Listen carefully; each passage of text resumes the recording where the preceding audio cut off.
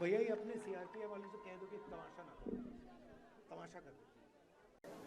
आज भारत जोड़ो यात्रा अरुणाचल में आई और आपने प्यार भरा ये मेरा स्वागत किया, इसके लिए दिल से आप सबको बहुत बहुत धन्यवाद।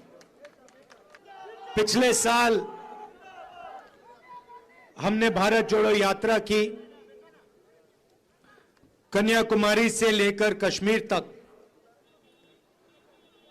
4000 किलोमीटर हम चले। काफी लोगों ने हमसे पूछा कि 4000 किलोमीटर हम क्यों चल रहे हैं। उन्होंने कहा कि ऐसा काम पहले हिंदुस्तान में आजादी के बाद कभी नहीं किया गया, तो आप क्यों कर रहे हैं। और हमने कहा देखिए, आमतौर से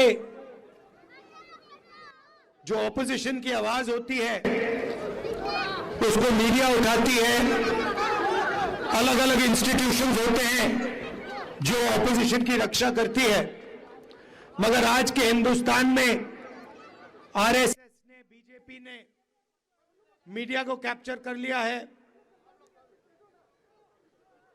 सारे के सारे जो इंस्टीट्यूशंस हैं, चाहे वो जुडिशरी हो, चाहे वो इलेक्शन कमीशन हो, चाहे वो ब्यूरोक्रेसी हो, उन सब पर दबाव डाल रखा है, उनको डरा रखा है। और जो जनता के मुद्दे हैं उनको उठाने का सिर्फ एक तरीका है और वो है भारत जोड़ो यात्रा। इसीलिए भैया ये अपने सीआरपीएफ वालों से कह दो कि तमाशा ना करो, तमाशा कर दो। तो जनता की जो आवाज है उसको उठाने का सिर्फ एक तरीका है और वो है भारत जोड़ो यात्रा, और जनता के बीच में जाकर उनका हाथ पकड़कर उनकी आवाज उठाना। जब हम चल रहे थे, काफी लोगों ने हमें कहा कि देखिए, आप कन्याकुमारी से कश्मीर चले हो, साउथ इंडिया से नॉर्थ इंडिया चले हो, मगर नॉर्थ ईस्ट का क्या होगा, अरुणाचल का क्या होगा, मणिपुर का क्या होगा, नागालैंड, असम, उड़ीसा, झारखंड, छत्तीसगढ़, इन स्टेट्स का क्या होगा।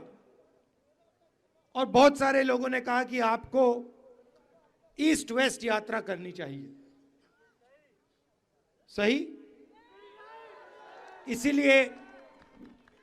इसीलिए हमने भारत जोड़ो न्याय यात्रा ईस्ट से वेस्ट अब शुरू की है। अब सवाल था कि ये कहां से शुरू हो, और मैंने सोचा कि हम मैसेज देना चाहते हैं कि जो नॉर्थ ईस्ट के स्टेट्स हैं, चाहे वो छोटे हों, उनकी जगह, उनकी इंपॉर्टेंस सबसे बड़े स्टेट जितनी होनी चाहिए। उनका कल्चर है, उनकी हिस्ट्री है, उनकी भाषा है, उनका जीने का तरीका है। इन चीजों से हिंदुस्तान बहुत कुछ सीख सकता है। इसीलिए हमने निर्णय लिया कि नॉर्थ ईस्ट से हम शुरू करेंगे, और क्योंकि बीजेपी और आरएसएस की विचारधारा ने मणिपुर को जला दिया है, वहां पे सिविल वॉर करवा दी है, इसलिए हमने निर्णय लिया कि हम मणिपुर में ये यात्रा शुरू करेंगे, क्योंकि हमारी लड़ाई बीजेपी और आरएसएस की विचारधारा के खिलाफ है, के साथ, के अगेंस्ट है। इसीलिए हमने मणिपुर में यात्रा शुरू की। मणिपुर से नागालैंड गए, नागालैंड से असम, अब असम से हम अरुणाचल आए हैं। अरुणाचल की हालत आप जानते हो, भ्रष्टाचार, बेरोजगारी, महंगाई, सही है, जो आपका पैसा है, जो आपसे जीएसटी लेकर दिया जाता है, उसका फायदा आपको नहीं मिलता। सड़कों पे हम चल रहे हैं, खड्डे हैं, सड़क नहीं है। तो ये बातें हम उठाना चाहते हैं। 8 घंटों की यात्रा होती है एक दिन में, सुबह से शाम तक चलती है, हजारों लोगों से मिलते हैं, आपकी बात सुनते हैं, लोग सेल्फी लेते हैं, सेल्फी का टाइम है। तो 8 घंटों के बाद शाम को हम आपके साथ ऐसे 15 मिनट भाषण करते हैं। हमारा लक्ष्य, जो आपके सामने कठिनाइयां हैं, जो आपके साथ अन्याय किया जा रहा है, जो आपके दिल में है, उसको सुनने का है और उसको उठाने का है और पार्लियामेंट में रखने का है और बाकी देश को उसके बारे में बताने का है।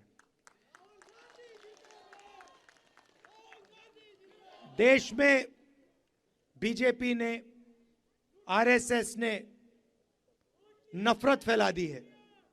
एक धर्म को दूसरे धर्म से लड़ाते हैं, एक भाषा को दूसरी भाषा से लड़ाते हैं, एक प्रदेश को दूसरे प्रदेश से लड़ाते हैं और इनका लक्ष्य